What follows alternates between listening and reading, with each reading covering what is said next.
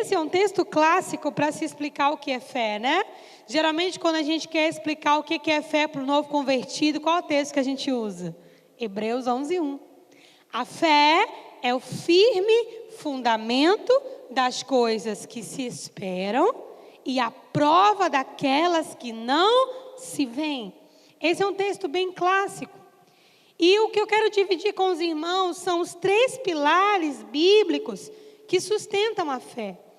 E esses pilares que sustentam a fé, gente, é muito mais do que desejo, imaginação, vontade, pensamento positivo, torcida. Fé está relacionado com muita coisa. E essas coisas que eu falei não são a base da fé. O pensamento positivo é bom, sim, tem o seu lugar. Torcer e acreditar é bom, sim, tem o seu lugar. Mas no tocante à fé bíblica, os pilares não são esses. Vontade que aconteça, né? Na expectativa ali, torcendo os dedos para que aconteça. Segundo as Escrituras, a palavra fé, a definição bíblica de fé, começa com certeza. Diga comigo, certeza. Certeza. A fé é o firme fundamento ou a certeza das coisas que se esperam e a prova daquelas que não se veem. Fé não é uma suposição.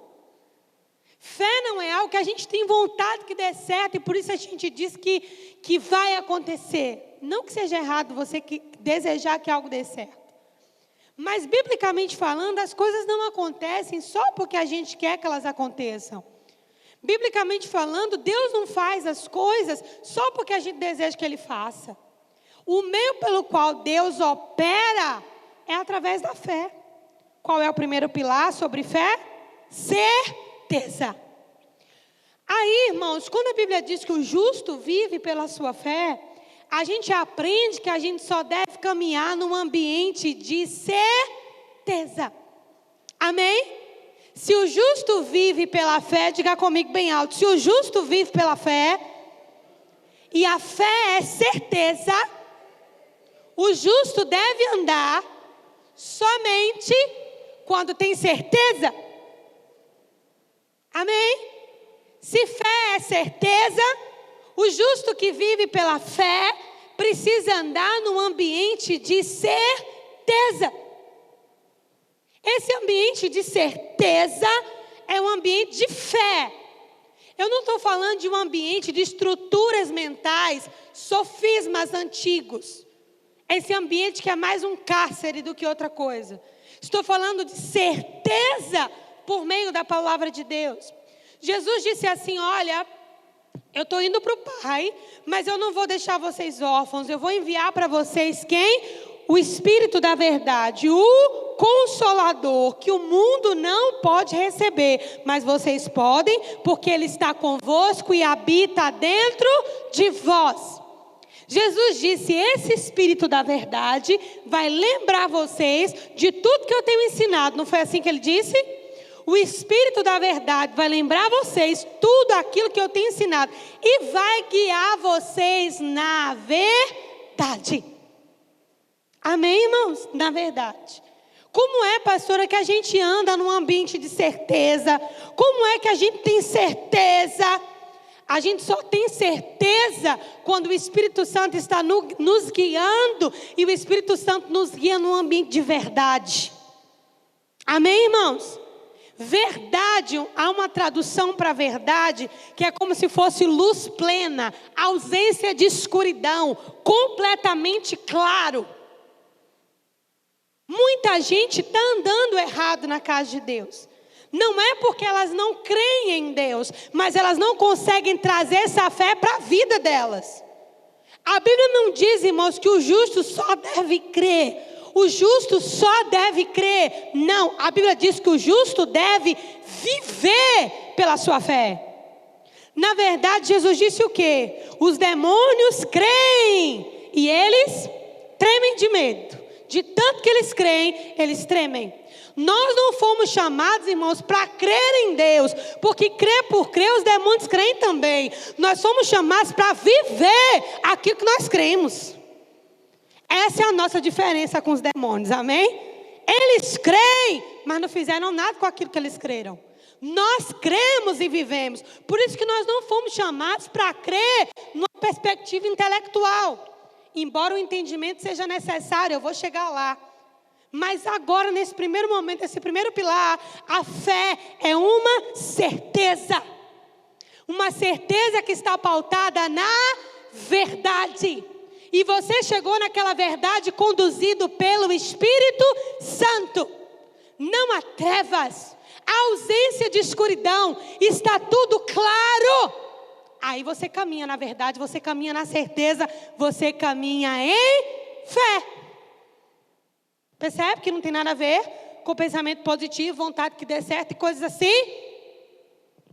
Uma das maneiras do Espírito Santo nos guiar na verdade, a primeira delas é através da palavra, quando cumprimos princípios básicos da palavra. A outra maneira do Espírito Santo nos guiar da verdade é através de uma coisa chamada testemunho interior.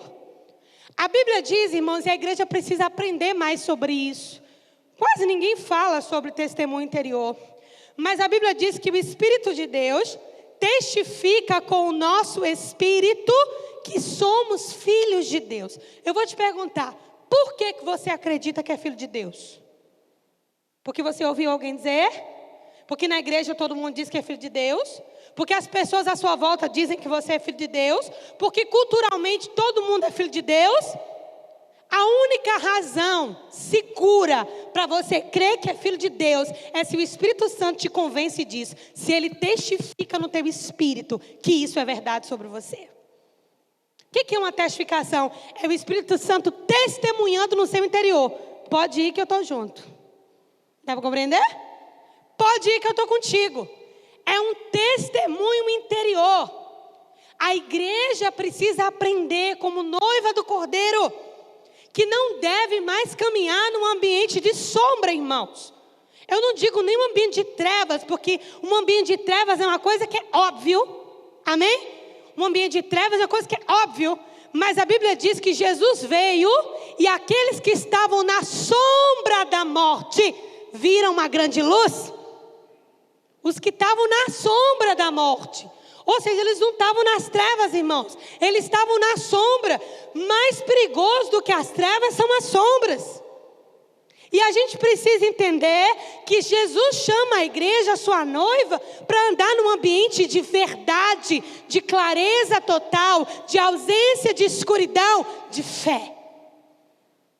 Certeza. O primeiro pilar sobre a fé é a certeza. Certeza.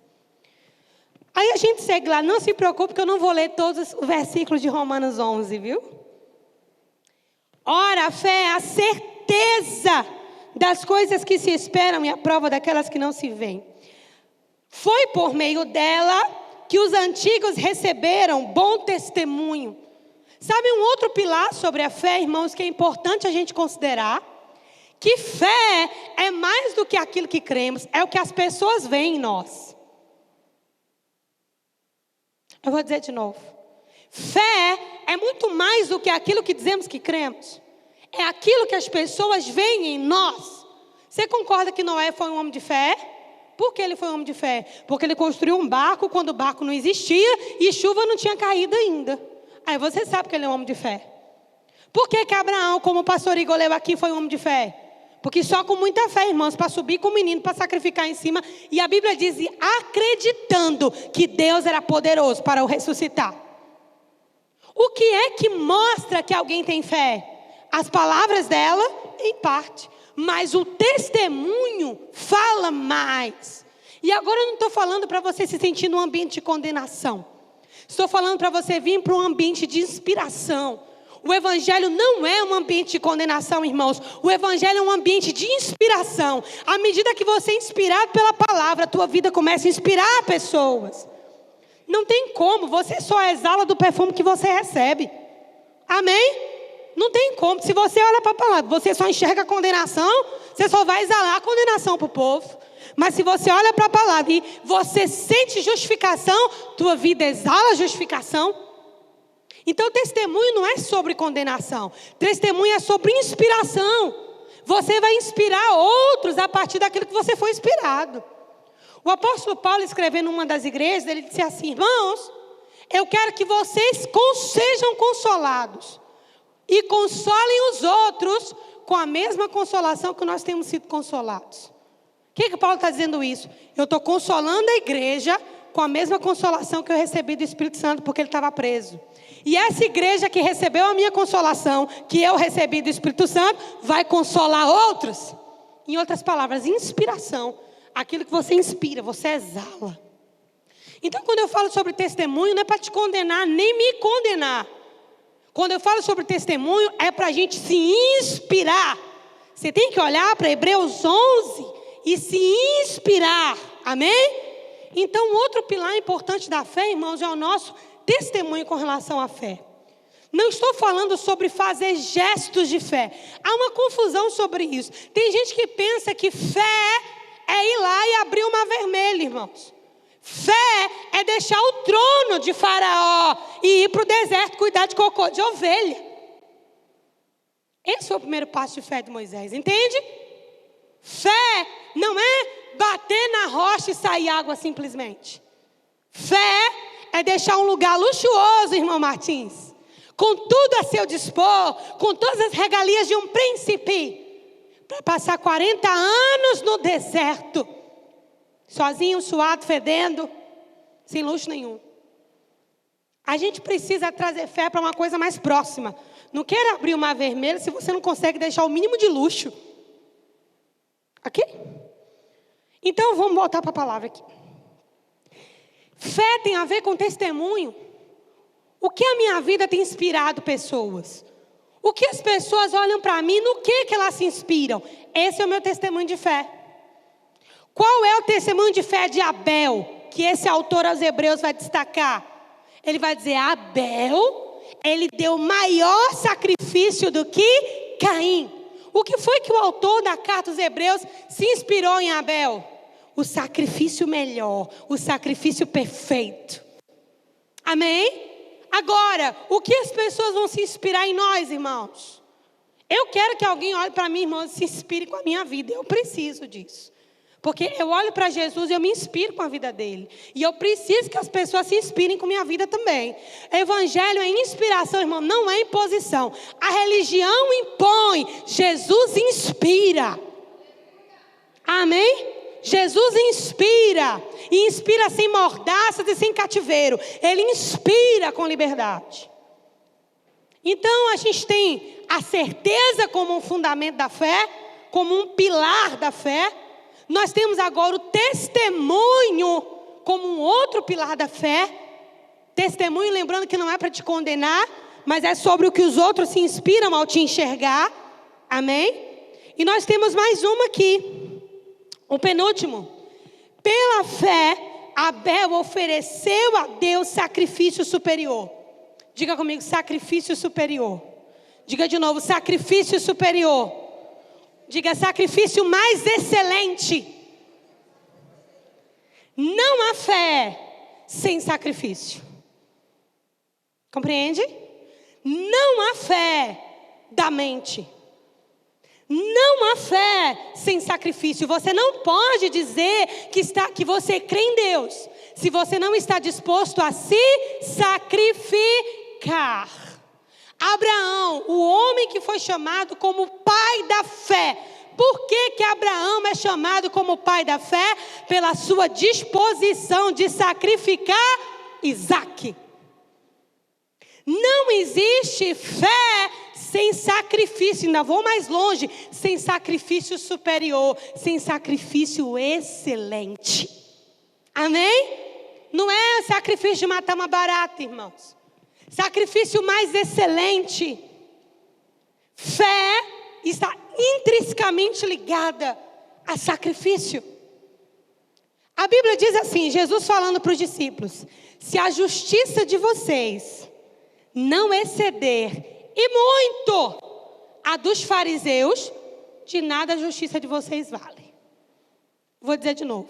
Se a vossa justiça não exceder a justiça dos fariseus, essa justiça não vale nada. Quem eram os fariseus, pastor? Os fariseus, ou farisaísmo, era um partido político dentro do judaísmo. O que era o judaísmo, pastora? Era a religião oficial dos judeus, da descendência de Abraão, Isaac e Jacó. Como esse povo estava sem terra, eles estavam sendo colonizados, digamos assim, por Roma. E aí, no meio dos judeus, que era a parte religiosa, haviam os fariseus, que eram um partido político dentro do judaísmo, que tinha por finalidade defender os judeus, defender a fé dos judeus das práticas e influências pagãs, uma vez que os judeus não estavam na sua própria terra e não tinham autonomia total. Então os fariseus, eles pegavam a lei de Moisés a fundo, porque eles queriam colocar aquela lei no coração do povo, na mente do povo, e eles não queriam deixar que as influências romanas, que as influências gregas mudassem a fé dos judeus.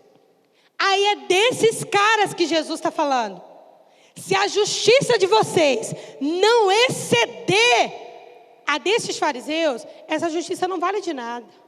Pastora, mas como que era a justiça dos fariseus? Uns caras que a gente sabe que não era bem assim, mas que pregavam a perfeição, não é verdade? Que davam esmolas, que faziam jejuns, que faziam sacrifícios, não é? Que estavam todo sábado na sinagoga, que conheciam a lei, que seguiam piamente tudo que Moisés dizia. É gente tipo jovem rico. Jesus pergunta: você cumpre os mandamentos? Cumpro, Senhor, desde a minha mocidade. Era mais ou menos esse espírito, entendeu? Eu já faço tudo. Agora, que justiça foi que excedeu a justiça dos fariseus? Tic-tac, tic-tac, tic-tac. Jesus na cruz, o sacrifício perfeito. Não há fé sem sacrifício. O evangelho não poderia ser por fé se Jesus não tivesse sido sacrificado. Não existe fé sem sacrifício. Da mesma maneira que não há fé sem certeza, da mesma maneira que não há fé sem bom testemunho, que inspire outros, não há fé sem sacrifício. E sacrifício mais excelente. Não apenas a nossa disposição para sacrificar, mas a frequência dos nossos sacrifícios, a qualidade dos nossos sacrifícios, em várias áreas da nossa vida, vão mostrar a nossa fé. Amém? Temos mais um pilar importante, segue comigo aí. Verso 4.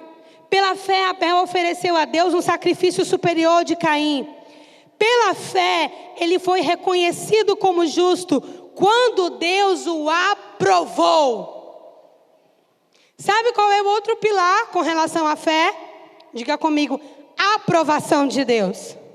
Diga de novo: aprovação de Deus. Diga mais uma vez: aprovação de Deus. Não existe uma fé na vida de alguém que Deus não aprova. Amém? Não existe uma fé, por isso Tiago, escrevendo a sua epístola, ele diz, um diz, me mostra a tua fé. E o outro diz, me mostra as tuas obras. E eu vou dizer, eu te mostro a minha fé pelas minhas obras. A gente precisa entender, irmãos, que fé é uma composição real. Existe uma essência para a fé, que tem a ver com a certeza, que tem a ver com o nosso testemunho, que tem a ver com o nosso sacrifício e que tem a ver com a aprovação de Deus. Agora eu quero que você se pergunte, eu vou me perguntar, não para nos condenarmos, para a gente se inspirar. Será que Deus tem aprovado a nossa vida, irmãos? Eu não digo, irmãos, em todas as áreas, porque a gente está no corpo carnal ainda e algumas inclinações precisam ser trabalhadas no Senhor. Mas será que Deus está aprovando a nossa vida nas coisas que estão ao nosso alcance? mas nós não temos feito. Não estou falando das coisas que não estão no teu alcance, nem nas coisas que não estão no meu alcance. Deus não vai aprovar a nossa fé pelo lugar onde o seu pé não alcança, querido. Deus começa aprovando a tua fé pelo lugar que o teu pé alcança e você põe ele lá. Amém? Deus não começa aprovando a nossa fé apenas como as pessoas dizem, né? Fé não tem lógica. Eu não gosto dessa expressão. Susan falando. Eu não gosto dessa expressão que fé não tem lógica. Fé não tem lógica para quem? Para mim, fé tem lógica. Fé pode não ter lógica para quem não crê. Mas fé é lógico, sim. A Bíblia diz, irmãos, Pedro diz, o apóstolo Pedro, o líder dos discípulos, ele diz, vocês precisam saber responder a razão da vossa esperança. Ou seja, é uma fé que tem uma razão, que tem um entendimento claro. A outra parte da fé, tão importante quanto as outras, é aquilo que Deus aprova. As pessoas querem que Deus aprove o mar se abrindo. Se Deus não aprovou, nem ainda, eles deixando alguns lugares que eles já poderiam ter deixado.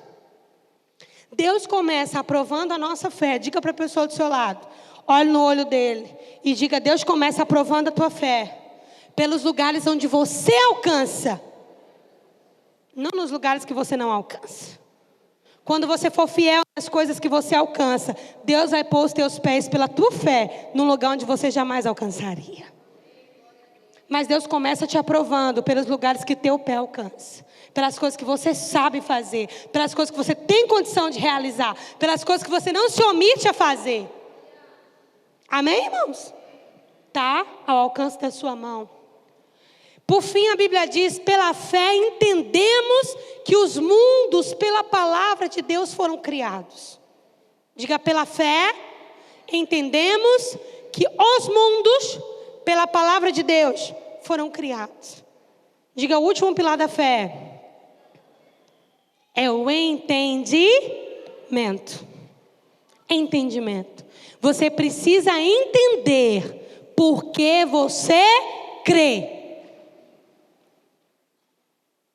Você precisa entender o porquê você crê. A sua fé tem que ter uma razão. A sua fé tem que ter um fundamento. Por que você crê? Ontem a gente estava numa live no Facebook e a gente falou um pouco sobre homossexualidade. Quem quiser assistir, já está no nosso canal do YouTube, não da igreja, no meu pessoal, Susan Vidal, ou você pode ir lá no Facebook mesmo. E uma das coisas que eu falei ontem sobre a questão da homossexualidade é que a igreja santifica os pecados dos casais heterossexuais e demonializa os pecados dos homossexuais. Como se nós fôssemos salvos por tabela só porque somos héteros. E eles já estão no inferno, segundo essas pessoas pensam, simplesmente pelo fato de serem homossexuais. Aonde eu quero chegar? O que me diferencia do homossexual não é a minha orientação sexual. O que me diferencia de um homossexual não é se eu gosto de mulher ou se eu gosto de homem. Não é se eu sou tentado por mulher ou se eu sou tentado por homem. O que me diferencia de homossexual é a minha fé. Pode ter alguém sentado nessa cadeira, irmãos, aqui na igreja, inclusive hoje, que está lutando contra desejos homossexuais. E pode ter cristãos héteros que estão deliberadamente no pecado. Aí eu te pergunto, esse irmão que por causa da sua fé está lutando contra um desejo homossexual, só por causa desse desejo, ele está condenado? Não, irmãos. Tentação não é pecado, não. Pecado é ceder à tentação. É claro que essa tentação revela uma desordem. Tem alguma coisa bagunçada na alma dessa pessoa que a gente precisa ajudar. Mas a nossa diferença entre luz e trevas não são apenas as práticas. Foi como eu perguntei ontem. Se alguém chega para você e diz, olha, preciso te confessar, eu sou gay. Aí tu vai dizer, então vou me impor as mãos e te levar para uma sessão do descarrego. Ou, você precisa tomar vergonha na cara. Ou, você precisa tomar surra. Ou, você está cheio de demônio. Ou, você está viciado nisso. Ou seja lá o que for. Quase ninguém vai fazer uma pergunta inteligente. E a pergunta inteligente é: se você é gay ou se você é homossexual, o que te impede de praticar isso? Por que você já não está lá praticando? Se essa pessoa disser: eu só não estou lá praticando porque meus pais não vão aprovar, e vai ser uma vergonha tão grande para eles que eu não posso fazer isso com os meus pais. Essa pessoa talvez nem espere os pais morrerem. À medida que a tentação for maior, ela vai ceder. Agora, se outra pessoa chega na mesma conversa para você: fulano, eu sou gay, tenho desejos homossexuais, quer dizer, nem sei se sou, tem uma confusão tão grande dentro de mim. Aí você pergunta: o que te impede de ir lá e praticar o teu desejo? Porque eu creio em Jesus. E eu sei que a palavra dele não aprova isso. Essa pessoa, ela tem todas as chances possíveis de ser completamente regenerada. Porque cada um é tentado na sua própria concupiscência. A vitória que vence o mundo, irmãos, não é a vitória que cantamos na ceia.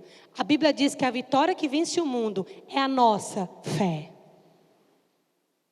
E é a nossa fé que faz a gente mudar as nossas práticas. Por que você parou de beber?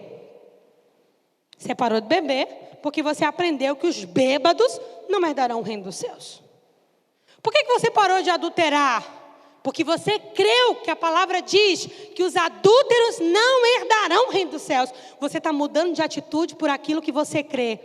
Eclesiastes está escrito: assim como o homem pensa na sua alma, assim ele é. Você está mudando porque você está crendo. Por que você está deixando a prostituição? Porque a Bíblia diz que aqueles que andam em prostituição não herdarão o reino dos céus. Então eu não posso caminhar nisso. Por que estou deixando a masturbação? Porque a Bíblia diz que esse é um prazer para dentro do casamento. Eu não vou destruir o meu casamento e não vou desagradar o meu Deus. Você está mudando de comportamento por aquilo que você está crendo. Aquilo que você crê te transforma. Por isso que Deus aprova aquele lugar onde o nosso braço alcança e a gente pode fazer. E fé é uma questão de entendimento. Não tem esse negócio de fé não ter lógica. O que não tem lógica, irmão? Não tem lógica vontade que dê certo. Não tem lógica aquilo que as pessoas sugerem. Não tem lógica seus próprios desejos. Mas a sua fé, se ela não tiver uma lógica, ela não é fé. Deu para entender? Diga: fé, se ela não tiver lógica, ela não é fé. Eu posso crer para qualquer coisa. Uma mulher estéril que crê para ter um filho. E todo mundo já desenganou que ela não pode ter filhos. A fé dessa mulher é ilógica, irmãos? Não. Por quê? Porque a fé dela está apoiada num Deus que pode abrir a madre dela a qualquer hora. Então a fé dessa mulher não é uma fé ilógica. Quem está entendendo isso? A sua fé tem que ter lógica, sim. Você precisa entender aquilo que você crê. Você precisa entender que fé tem pilares, tem essência. Vamos recapitular? Diga comigo: certeza, bom testemunho e inspiração, sacrifício mais excelente, aprovação de Deus e entendimento. Teria muito mais para falar, mas como não dá, vamos parar por aqui. Mas eu acho que só isso já é suficiente para mexer com as tuas estruturas e com as minhas. E para a gente começar a avaliar algumas coisas. Sabe quando é que a gente é realmente transformado? A gente é transformado quando a gente começa a avaliar, né? A gente começa a se olhar e a se reavaliar. E é nessa avaliação. Por isso que Satanás não quer que você pense. Por que, Alan, que no mundo o negócio é deu vontade? Faz. Por que no mundo é quer, vai lá e faz, não pense em nada não. Por quê? Porque quando você não pensa, você não mede as consequências. Você não muda. Por isso que a palavra de Deus diz assim: olha, pense. Não apenas Deus deu o nosso cérebro, irmãos, mas Ele ainda nos deu a mente de Cristo. Que se o nosso cérebro falhar, a mente de Cristo vai lá e ajusta as coisas. Amém? Diga: eu vou mudar por aquilo que eu creio. Eu vou começar crendo. E aquilo que eu creio vai começar a encharcar a minha vida. Vai começar a sacudir as minhas estruturas. e daqui a pouco eu já não serei mais o mesmo. Amém.